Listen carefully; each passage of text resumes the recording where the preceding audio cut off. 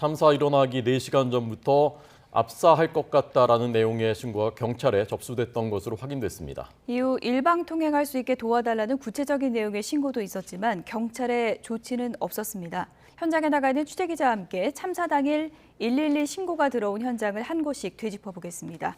김철희 기자.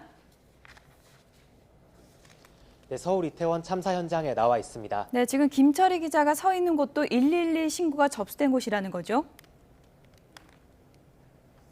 네, 제가 서 있는 곳은 참사가 발생한 골목에서 100m 정도 떨어져 있는 곳입니다. 참사가 있었을 때 이곳 골목도 헬로윈 데이를 즐기러 온 사람들로 가득 찼었는데요. 시간으로 따지면 밤 9시 7분과 10분, 3분 간격으로 이곳 골목에서도 신고가 들어갔었습니다. 당시 신고자들이 남긴 녹취록을 들어보면 참혹했던 상황을 잘 알 수가 있는데요.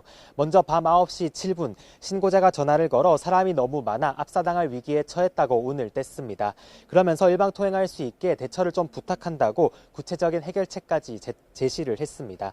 3분 뒤 같은 지역에서 비슷한 신고가 또 들어왔습니다. 신고자는 안쪽에 축제 참가자들이 압사당하고 있다.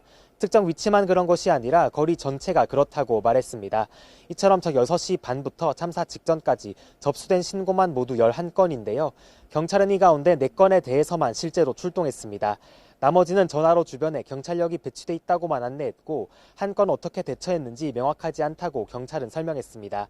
11건 가운데 긴급 출동이 필요한 코드 제로, 코드 1으로 분류한 것만 8건이었는데 이 중에 현장 출동은 단 한 번만 이뤄진 것으로 확인되기도 했습니다.